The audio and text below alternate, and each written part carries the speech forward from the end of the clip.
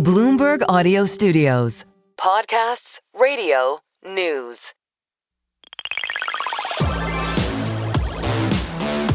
Bloomberg Tech is live from coast to coast with Caroline Hyde in New York and Ed Ludlow in San Francisco.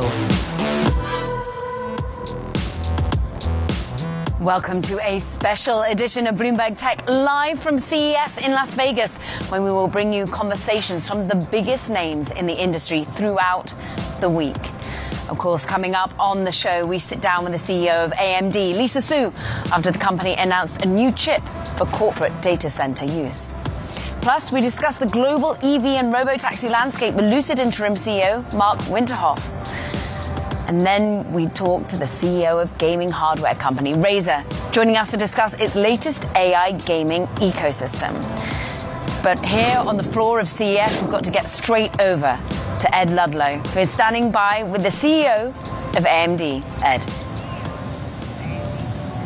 Thank you, Caroline, and welcome back to Bloomberg Tech. Lisa Su, Helios with MI455X, AMD's first rack scale system solution, but inside it, AMD's first and the world's first 2nm chip of that type. A lot was made of it when you actually just stood on stage and held it in your hand for the first time. Why is it significant? Well, first of all, Ed, it's great to be here with you at CES. I think CES is always a great way to kick off the year because you get so much perspective. So it was fun giving the keynote last night. Look, Helios is a massive, system. You can, see it in the background here. And MI455 is just an incredibly powerful chip. And probably the context I would give, Ed, is, one of the things that we're so clear about is that the demand for AI compute is just continuing to increase. And, we have seen that over the last 5 years when you think about just how much, new capabilities have come on board. We've now seen a real inflection in the number of people who are using AI. So if you think today, there are probably, more than 1 billion active users using AI, and we expect that to scale to over 5 billion users over the next 5 years. So for all of that, you need compute and lots of compute. And from that standpoint, MI455 is a significant leap forward in terms of technology capability, made up of 2 and 3 nanometer chips, 320 billion transistors, just a lot of performance and a lot of capability. What's the timeline for it to be deployed in the real world then? And then who will be the principal first user of it? You'll see it in the second half of 26, and it will ramp from there. And, we have very strong partnerships. OpenAI, Greg Brockman was on stage with us last night talking about all of the use cases that they see. We've announced a partnership with Oracle, many others as well. So given that it is 2H, it's in full production now, it's getting ready to we are absolutely getting ready to ship it. That's at one end of the sort of scale and spectrum. At the other, you have MI440X, which is for small data centers. I'm trying to simplify it, but it's basically an enterprise product. What was it that you were trying to solve for with that? Yeah, I think what we're trying to solve for is, the world is a very heterogeneous world. You have all kinds of use cases for AI, from, sort of the very biggest cloud data centers that are doing, large-scale training and inference to enterprise applications as well as supercomputers. And so we actually have a family of chips. At the highest end is our MI455 for the cloud environment, but we announced last night a MI440, which is actually using the same basic building blocks, but is now really focused on enterprise applications so that you can go into, let's call it current data centers with the new technology. So we're excited about that as well. There is enterprises are starting to increase their adoption of AI. In some cases, they want their own control of their data centers in terms of on-prem environments. What are they doing with it, though? I mean, we've been so fixated on frontier models with hundreds of billions of parameters and the scale of infrastructure needed for that. With MI440, we're talking about something slightly different. I think it's just really interesting if you could explain what the demand is from those enterprises, what they want with the technology. Well, I think you see many enterprises now using AI all throughout their business processes, whether you're talking about things in their workflow. Even AMD, we're using AI through every part of our development process. We're seeing a lot of applications in financial services, in healthcare. These are areas, especially in financial services, that people actually don't want everything necessarily in the cloud. They'd like to be able to have their own on-prem deployments or private cloud deployments. And in this case, you don't want to have to build a brand new data center for every new generation of chip. MI440 allows us to use some of those existing data centers and upgrade with the new capabilities. Welcome. If you're watching us on Bloomberg Television or you're listening on Bloomberg Radio, we're live in Las Vegas and we're with AMD CEO Lisa Su. And we're talking about the latest generation of accelerators. What makes this generation of AMD accelerators the better option, particularly for on-prem and at the edge, over what NVIDIA is offering right now? Well, the best way to think about it, Ed, is we're in this place where AI is at an inflection point. We're seeing AI now in every part of compute. We see it in the largest models, when you're thinking about things like ChatGPT and Gemini and Grok. We're also seeing, many use cases in, new capabilities like, video production, entertainment, healthcare, where you're doing drug discovery, all of these various things. Our claim to fame is really, outstanding performance at, very advantaged total cost of ownership. And the other thing that, we believe very strongly in is an open ecosystem and deep partnerships, with our overall ecosystem coming together. So when you put those things in perspective, I think we have a great set of applications that will take advantage of these newest generation chips. You mentioned that Greg Brockman, who's the OpenAI president, was on stage with you last night, and one of the basic points that he made was there are tools and functions they would love to release and put out into the world, but they're compute constrained. I often ask you to quantify demand, but is there a way to quantify the severity in the lack of compute? The deficit that's out there right now? Well, let me just give you some numbers to kind of ground what we think the demand environment is looking like. So if you think, today we have about 1 billion active users, and we're ramping that to, 5 billion over the next 5 years. And we have about, let's call it 100 zettaflops of compute, all around the world. I mean, that's just a generic number that aggregates all of that. We think we have to increase compute by another 100 times as you go over the next, 4 or 5 years. And I introduced a term last night, the yottaflop. People are like, what is a yottaflop? A yottaflop is actually 10 to the 24th in terms of flops. So that's a 1 followed by 24 zeros.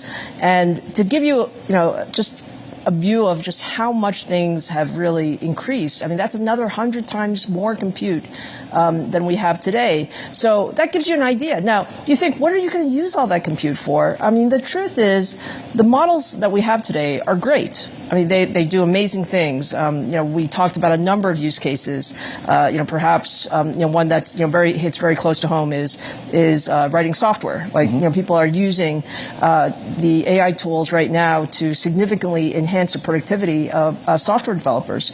But it's good. But it can get so much better. And I mean, I think that's the key point. We like to say that AI is really going to be everywhere, and it's really for everyone. And it's for each one of us to make our businesses more productive, each one of us more productive, going forward.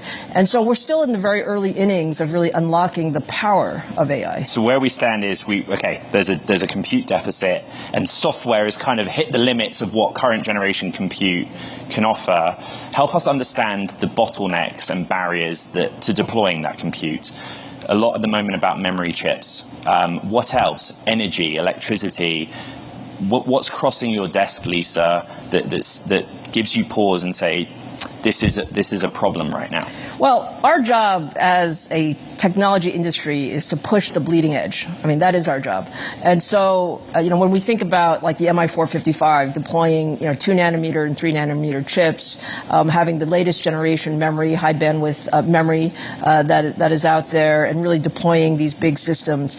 The important thing is that the entire ecosystem come together, and we plan together for this, next big inflection in compute. And that's exactly what we're doing right now. I think we're working very closely with the entire supply chain to ensure that we have the resources to expand this compute environment. And yes, some of the things that you mentioned are, let's call it, constrained. But which is most severe, Lisa? I don't think it's any one thing. I think we're all looking at, how do we build faster? Certainly, power is one of those areas where, you see throughout the world, power is being, brought online as fast as possible. Certainly from a silicon standpoint, we're ramping our production capabilities with our partners. From a memory standpoint, our partners are ramping as well. So it's not any one thing. I think it's all of these things have to go sort of in tandem, and that's why partnership is just so important in this business. We started this conversation talking about Helios, first rack scale architecture and infrastructure from AMD. Could you talk about the future and how much of the content you want to own in a server? We started this story with the GPU. Frankly, if you look at what NVIDIA's doing, they want to increasingly own all of what's inside the box. Is that something that AMD's focused on too? What's most important for us is to ensure that we have turnkey solutions that are very, very easy for our customers to deploy. Because when you think about, how do you use all of this AI compute most effectively, you want it to go into the data center and really be up and running on day one. And for that, you have to optimize a full system. But from that standpoint, we are very focused on an open ecosystem. So yes, we designed the CPUs and the GPUs and some of the networking elements, but we also work, really with a broad ecosystem of partners, with industry standards. It's all about ensuring that, we get the best of all worlds when we put our solutions together. Looking ahead to MI500, 2027, that has 1,000 times the performance of the MI300 generation. So your last generation of real-world deployed gear, something's coming that's 1,000 times better. How did you make it 1,000 times better? It is just incredible engineering at every level. So MI455 is 10 times better than the chip that we just launched 6 months ago, the MI355. And MI500 is another 10x, on top of that. We are using the most advanced technology out there. We have a very, very clear focus on, hardware, software, system co-design. And it is, clearly pushing the bleeding edge of capabilities. What is the status of AMD's ability to sell products into China right now? So, China is an important market for us. We actually sell a broad range of chips into China, including our PCs as well as, other embedded chips. In the data center context, of course. Sorry. In the data center context, we are, certainly we see China as an important market. We did get some licenses from the U.S. government, late last year as it relates to some of our previous generation, our MI308, chips, and we are in the process of applying for new licenses with our MI325 chips that were, recently allowed to apply for licenses. We haven't gotten those licenses yet, but we continue to view China as an important market for us. The reason I ask about it is in part because a lot of the work that's being done in open source models and bridging the gap between open and closed is being done in China to some extent. There's been a lot of discussion about the demand being there in China, but could you reflect a little bit on that demand, but also what the Chinese government's attitude is to you taking a later generation of tech to the country? Well, I do think the demand for AI in general and in China is high for all the reasons that we talked about. I think we are in a demand environment where more compute is beneficial across the world. We think China is an important market for us, and it's very active in having our solutions deployed. So, we continue to view it as something that's important. We're working with the U.S. government as well as our Chinese customers, to find good solutions there. And there are signs from both governments that the license process is moving. Commerce is kind of notorious for things sitting on a desk for quite a long time. I think we are optimistic that, we'll have an opportunity to get some of those licenses granted. You're watching Bloomberg Television, you're listening to Bloomberg Radio. This is Bloomberg Tech, and we're live in Las Vegas with the AMD CEO, Lisa Su. Last question really in the data center context is the markets and investors want data and signs that you're taking market share. What would the metrics be that you'd point to, either that already exist or over the coming 12 months, that would evidence that? Well, I think MI455 is a clear inflection point in, both our technology capability as well as the deep partnerships that we have across the industry. So we're excited about, what we see in front of us. And, we've talked about, tens of billions of dollars in AI revenue as we get into 2027. And I think these are important metrics, for us as a company when we think about the AI potential. For all the focus on data centers, some forget that AMD is leader in PC in many respects. The forecasters have very different opinions of what will happen this year. Some see, shrinking market. Some see modest growth driven literally by just AI PC. You've been able to take market share and grow irrespective of what the broader conditions are, but they haven't been great. How have you done that, and do you expect that to continue to be the case? Well, the PC market is a very good market for us. We grew a ton in the PC market in 2025, and that really came from the strength of our product portfolio. We bet early in AI PCs, so it was a clear area where we believed that the technology would generate demand. We also went through a refresh cycle with Windows 11, and as we go into 2026, I think we'll want to see how a few quarters play out. I think the general demand for computing is certainly there. There are some supply chain constraints that we're working through, and we want to watch going forward. But our case is one where we are still underrepresented in parts of the market. We are very, very strong in gaming. We're very strong in consumer. I think we're underrepresented in enterprise laptops, and we view this as a growth area for us. Does AI PC change that? AI PCs absolutely help in terms of just the upgrade cycle coming in.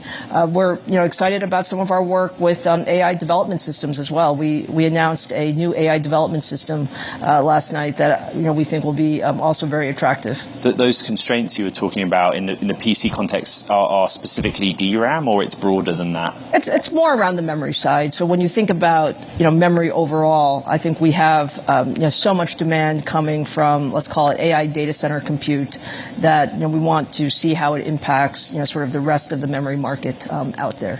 One of the other areas that you discussed with Greg Brockman on stage from OpenAI was sort of the net or broad economic impact of AI, not just for the companies.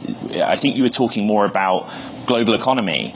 Again, very difficult, Lisa, but how does one measure progress in whether AI has or has not had a direct positive economic impact around the world in any given year?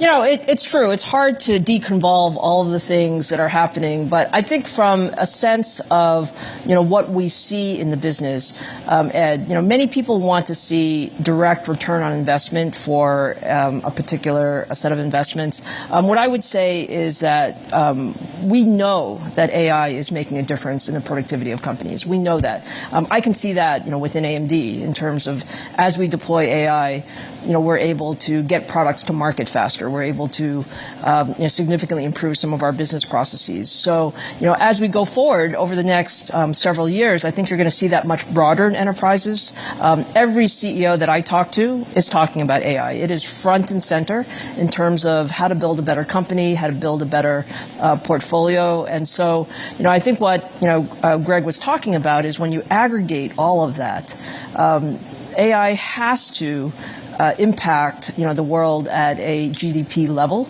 and we'll see that over the next few years. You're watching Bloomberg Television, you're listening to Bloomberg Radio. This is Bloomberg Tech, and we're live in Las Vegas. We're speaking to AMD's CEO, Lisa Su. You are an investor in Generative Bionics, also a technology partner, and they have unveiled a humanoid robot here at Las Vegas CES. In fact, if the magic of television can happen and we cut to the wide shot, you'll see it in the background. Right. This is the first tangible sign I feel we've seen from AMD on how you intend to play in physical AI. Yes. Explain your strategy. It is the next big market, right? Yes, and I wouldn't say it's the first time, but it's probably one of the areas where we don't highlight as much because there's so much focus on data center and cloud, and the opportunities there are, very much in front of us. But when we look at physical AI, starting from all of the work we've done in FPGAs and embedded real-time, capability, we have been in this space for a long time. We already power a lot of robotic applications, out there, but I think as we go into the humanoid capability, and we're excited about our partnership with G Bionics and the work with Anjin One, I think that takes us to another level in terms of capability and intelligence and what we're trying to do. So, is the business model to be all things, the brain inside of the humanoid robot and inference side, the underlying software being trained on AMD accelerators? What's the go-to-market, I guess, is what I'm asking. You should expect that our partnerships extend through all of those levels. So we have the components that can, power the humanoid robots, sort of real-time local capability, which is very, very important. And then we also have the technology behind that in terms of, how to train and inference on these humanoids. When last we met in person, it was in Washington, D.C., and the president had just outlined a broad strategy for America in AI, and it really centered around infrastructure, deregulation, allowing those building the infrastructure to move faster. That was kind of in the second half of last year. In the months that have followed, have you seen any signs that it worked, and anything that you could point to that says, yeah, people are able to build faster, maybe to address some of the compute deficits we discussed? Well, I can say for sure, the president's AI action plan, when we met, and I think this was back in July when it came out, I was very optimistic about having a really forward-leaning strategy from, sort of the whole view of what does it take for the U.S. to lead in AI. And I think we've made a ton of progress along the way. And, I had Michael Kratsios joined us last night on stage as well to talk about the Genesis mission, which is, another, sort of public-private partnership approach to really advance science in the United States. And when you look at, all of these things, building faster, ensuring that we have, the right export controls so that we're able to have the U.S. stack adopted across. Do we have the right export controls currently? We are certainly working very closely with the various parties in the U.S. government to ensure that we have the right balance there. And we also have, this notion of how do we invest more here and ensure that in the United States that we are, running as fast as possible to bring, AI capacity, online to help us in, science and, sort of the broader, economic benefits. Lisa, what happens in 2026? What happens in the world of AI, and what do you think will define this year in terms of the progress that your industry hopes to make? Well, I started our keynote last night with the sentence that, you ain't seen nothing yet. That's really how I feel. I mean, we're sitting here in January, and it's just amazing how much progress is made, every week and every month when we see how these models are developing, when we see how the use cases are developing, and then when we see the tangible results on businesses and outcomes.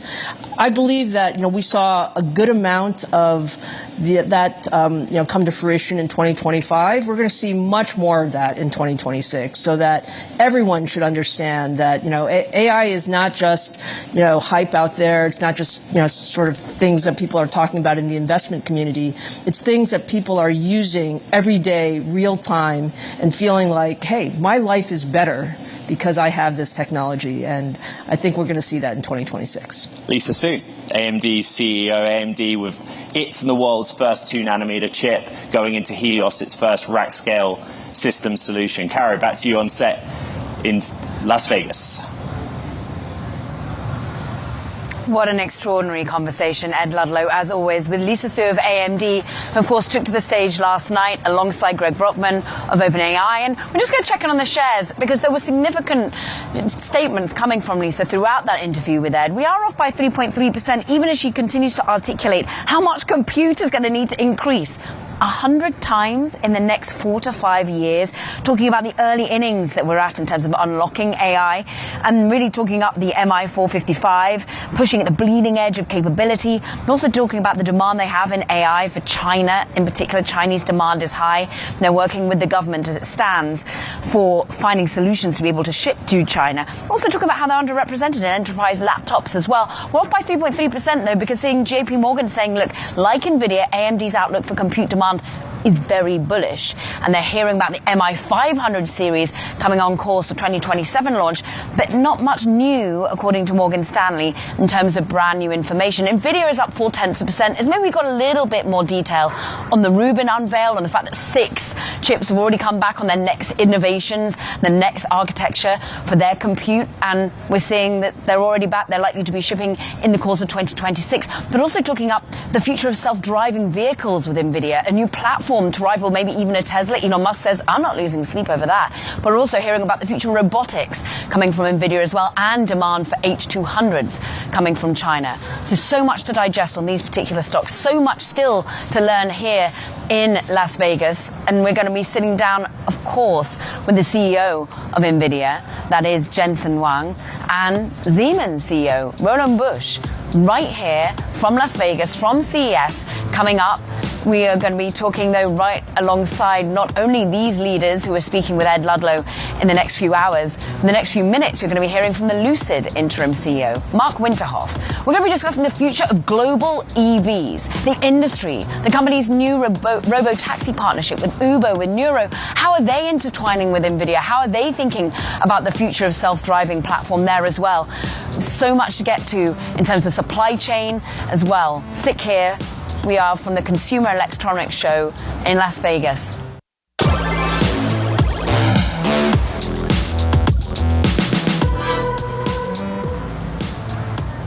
Welcome back to a very special edition of Bloomberg Tech, live from Las Vegas in CES. Quick check on these markets as we stand, because we've had some big announcements over here at the Consumer Electronics Show. Key among them has been from NVIDIA and from AMD. Now, NVIDIA are up 0.25% at the moment. We hear about the future of Rubin. We hear about how it's coming on track. Already, manufacturing partners are bringing back 6 sets of chips for the next stage of architecture. They're talking up new self-driving platform. They're thinking about robotics. NVIDIA catching a bit, only about 0.25 percentage point. AMD down 3.8%, even as we hear Lisa Su talking about the 100x compute need over the next 4 to 5 years, and how they're going to be satisfying it with their next generation of chips, but not enough new for the market to get its head around, it would feel. Nasdaq 100 up 0.4%. Let's move on to some big movers, though, because amid these announcements come the ramifications, the ripple effects on other key companies.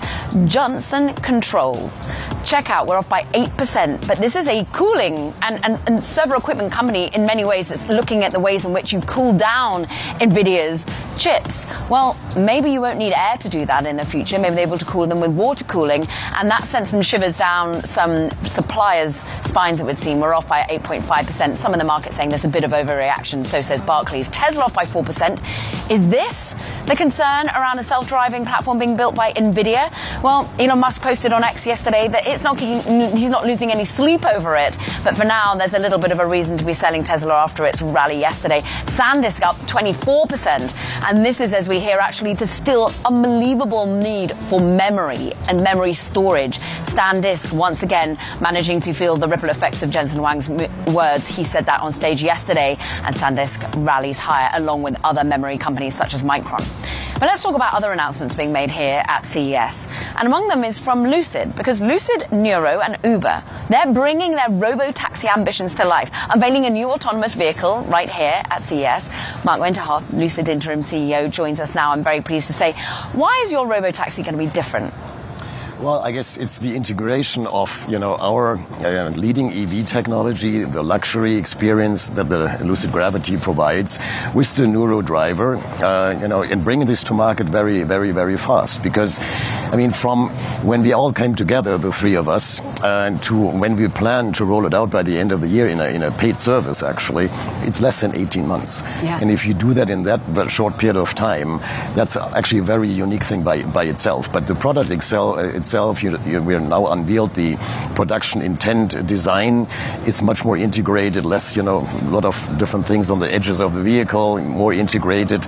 And so it's going to be a very, very good experience for the customer.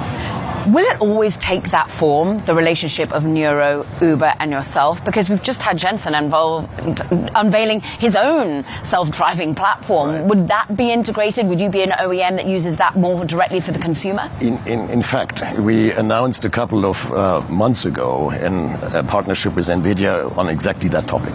So we're also using NVIDIA Drive for our Gravity, but for our B2C customers. So the same thing that was basically announced yesterday with Mercedes, we will also have by the end of this year in our Lucid Gravity. And when we come with our mid-size platform, also end of this year, we'll have this from the start.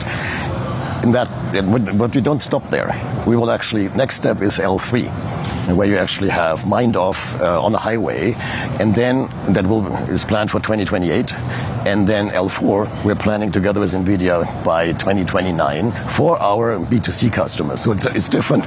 It's a different path than on robotaxis. But we will also continue to evolve our robotaxi ambitions. Will the regulation be there by 2029? Is that what you're banking on? But that's what we're banking on. Yeah, absolutely. Yeah. And more broadly, how do you see, therefore, the ecosystem evolving? What in 2029 will I own? You mean a car? There's robo-taxis that are already on offering. If I can choose between Waymo, I can use between Uber, I could get in your car in that respect. Do I need to therefore really own my own Lucid car? You will.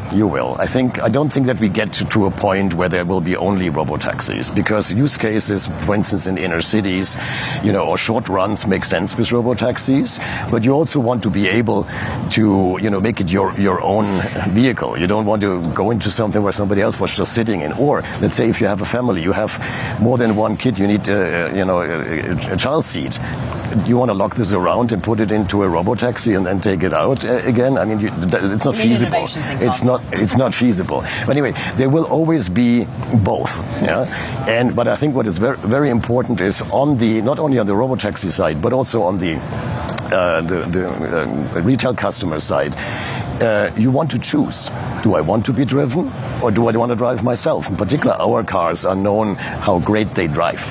And that's a very important thing, because EVs very often are kind of like stigmatized with, that's the sustainable choice and it's expensive and it all needs incentives.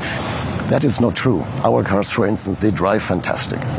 They actually have better performance than internal combustion engines if you compare them in their real competitive set.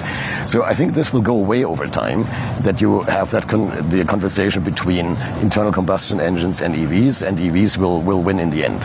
Well, let's talk about where Lucid is at this moment, because last year it was a painful year in terms of stock performance. Yes. You were having to downgrade how many cars you were going to be able to produce, but then suddenly you ramped at the end of the year. You've delivered significant production in Q4. How does that scale? Yeah. So, I have to say I'm very proud of what the team pulled off. We had, and I was very vocal about this, we had issues with ramping up our Gravity, our first SUV. And that was supply chain. It was supply chain, several supply chain issues.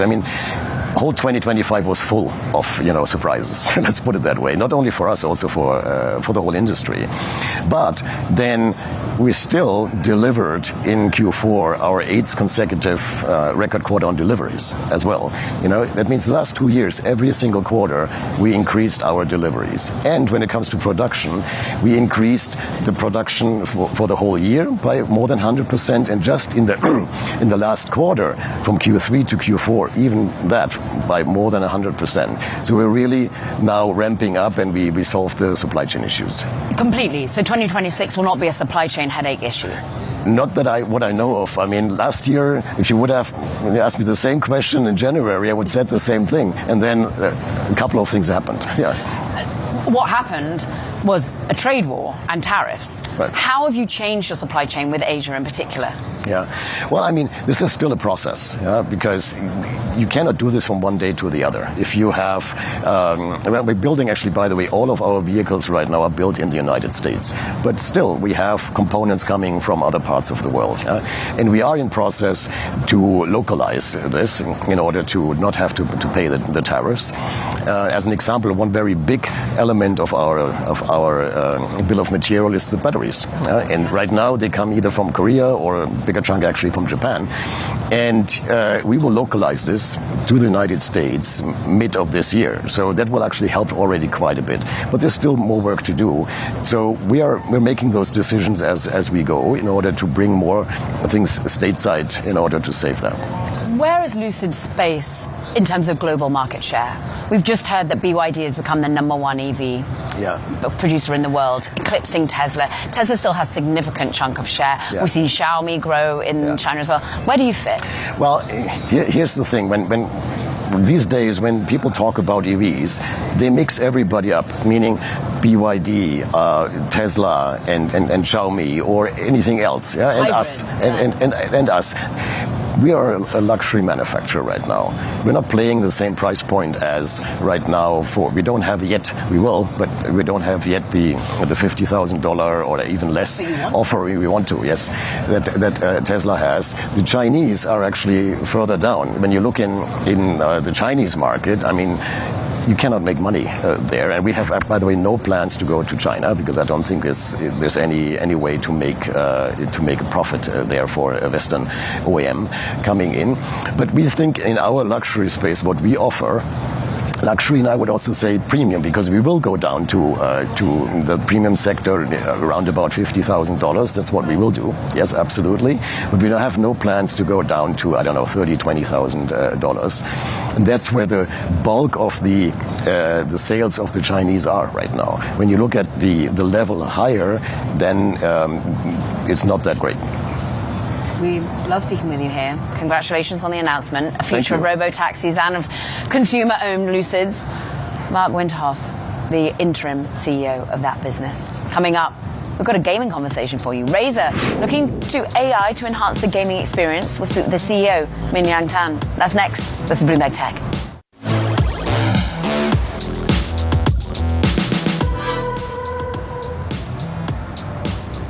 Gaming company Razer, well, it's unveiled a suite of new AI products aimed at enhancing the gaming experience. Pleased to say Min-Yang Tan, Razer CEO, joins us now to talk about how your roots are in gaming hardware. We know you for the seats, for the headphones, for the mouse, but you want to be an AI ecosystem. How do you frame this to your users? Well, first up, for us at Razer, we've been building the ecosystem in the gaming space. Well, from a hardware perspective, many people are familiar with us for the hardware, but over and above, from a software perspective, we've got over 150 million users on our platform. We've got about 70,000 developers just developing on our tools.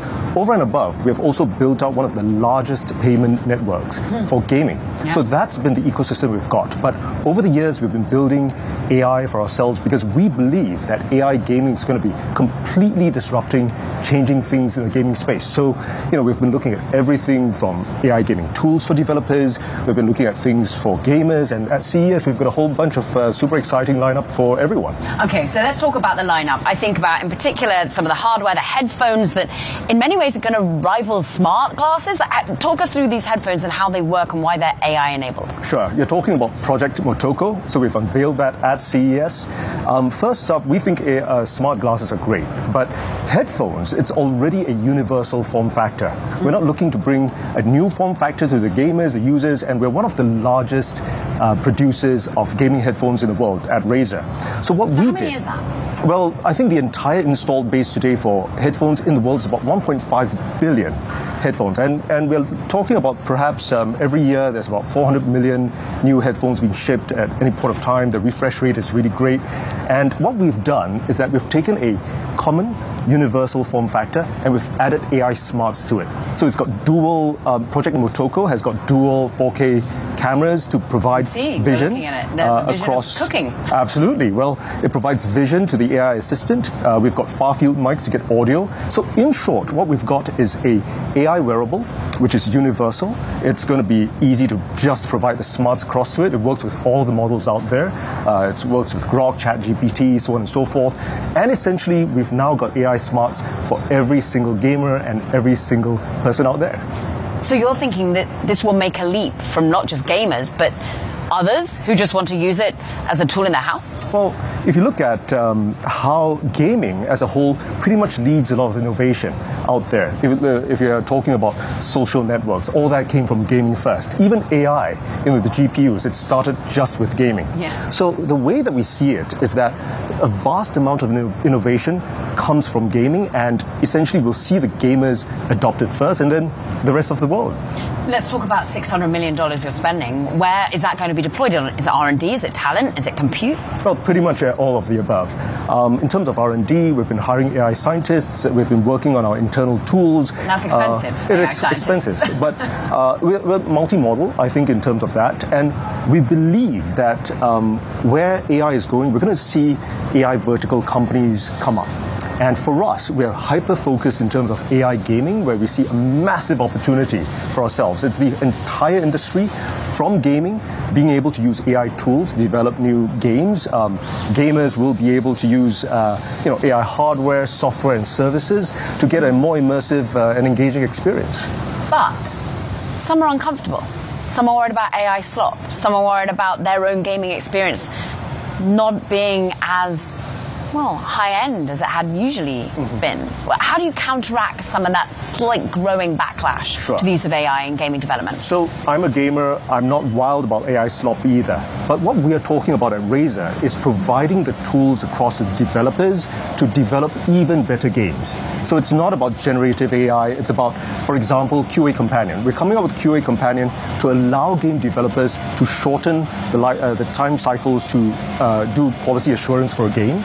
Over and above, we're looking at other ways in which we can reduce the cost for game developers so that they can spend more time in terms of creativity, in terms of being able to build even better games. So for us, AI is about augmenting the experience rather than replacing it. But you have said that you think 1 or 2 mega games will be AI created in the future. Well, I think all of the games in the future will have some level of AI tools to assist it, whether it's in terms of designing better workflows, whether it's in terms of doing better QA.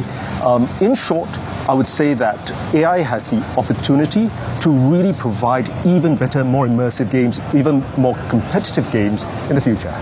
You have flown from Singapore. Yes. You're an interesting company that's got presence in California, but also in Asia. How does the supply chain look right now for you amid what was a pretty turbulent 2025? It was an exciting time, I must say. So we're dual headquartered in the US and in Singapore.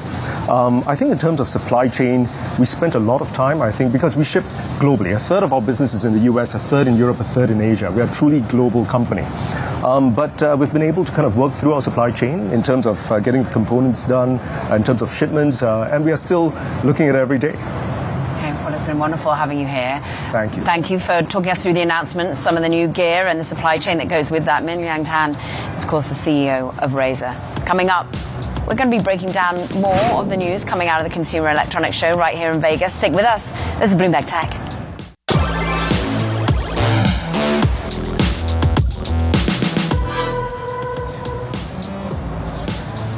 Very special edition of Bloomberg Tech live from Las Vegas. We are checking on an Nvidia that is up 0.7%, actually managing to rally a little bit more on the day as we hear that Nvidia is saying that the US government is working hard on China license approvals. Of course, we're trying to understand when they will get the approvals for H200s to really get done and start shipping to China if China wants them. But Jensen Huang last night saying that there is strong demand in China for his H200s, and more broadly, there's strong demand for his Blackwell, and he's already managing to get back the 6 prototypes, already got 6 chips from the Vera architecture from the manufacturing partners, and will ship them in the course of 2026 as well. So really some moon music that sounded very optimistic. He's also talking about the future of self-driving, a platform being unveiled, and also robotics. So let's talk more about what we're going to hear unveiled at CES. We're in full swing, maybe not behind me. As you can see, the participants still waiting to come into this particular convention center in Las Vegas. But we're all about the announcements already. The power, the impact of AI. Bloomberg's consumer tech editor is with us, Dana Wallman. And I'm so pleased to have you here because trying to discern what the most impactful announcements are is tough. What about the robot side of things? What's catching your attention? So there are so many robots here that CES, the organizers of CES, have set aside a whole dedicated space just for robots this time around. And there are some that we really feel that we need to see in person when the show floor opens today. We've read, for instance, about LG's laundry folding robot, which was announced a couple days ago. But a lot of these things, you really have to see them in action to fully appreciate them. Or, as the case may be in some cases, not appreciate them. Say, actually, this is really overhyped and maybe the demo is too tightly controlled. So that's what we're going to be looking for today. Now that the media days have settled down and now that the show floor is opening, we can actually see some things kind of up close. Yeah, because we just had the Razer CEO on and you've been up close with some of those headphones and maybe not always in practice they work quite as well as they would like to in the wild. What about what hasn't worked in the wild, many would say, is AI wearables. Some of them have flopped, some of them have been bought by others. Are we going to get more flavors of wearables? So many, and what has really struck me at this show is that there are so many form factors that are not smart glasses, almost as if all of these manufacturers decided that smart glasses, even though it's an emerging category, are already passé, they're already pedestrian. And Meta still really owns that. Yes, we need to do something else for the sake of doing something else. So you're going to see a lot of the same ideas, built-in microphones and cameras that can do a lot of the same things as, I don't want to say traditional smart glasses, but Meta's smart glasses, but packed into other form factors that are not smart glasses. I mean, for instance, without revealing anything I'm not supposed to on live TV, you may see some jewelry at the show that does a lot of the same things and uses the same core technology, but it's just not. I mean, everyone, in many ways, an Aura ring is enabled, and Samsung has an AI ring too. Yes, just not with no camera capabilities in the ring. Or, to your point, the headphones that Razer just announced. They look like regular over-the-ear headphones, and they function as headphones, but they have dual microphones and cameras inside and can do things like offer real-time translation, which is something a lot of the new smart glasses can do also. Sort of the multimodal versions of AI and in wearables is where we're going to start seeing these things progress and move. Yes, it's just that if last year at CES was the year of smart glasses, this is the year of sort of TBD something else in terms of form factor. Yes, jewelry. And what would you say sentiment's like here this year? Because we just heard from two CEOs saying 2025, you just couldn't make it up as to what a surprise it was when it came to tariff turbulence. What do we think the makers here are feeling? Oh, the device makers. Yeah. There's been some discussion, at least among the laptop makers, of memory shortages and the price of RAM. Some are trying not to discuss it, but they will say, oh, by the way, this is the price of our new devices. And then I think otherwise, there's a real effort to make consumers comfortable with AI. I think what you're going to see around the floor are either robots or, and not all humanoids, but different kinds of robots. And in some cases, like Razer's desktop AI avatar, different implementations that are either cute or anthropomorphic. We saw the other night a robotic AI dog, the cute puppy that got a lot of attention. So it does seem like the companies are very intentionally trying to make people comfortable with AI, in this case using cuteness. Cute AI. Bloomberg's Dana Wallman. We'll let her loose on the floor now. That does it for this special edition of Bloomberg Tech. In an hour, an exclusive conversation with Jensen Huang. Stick for it. This is Bloomberg Tech.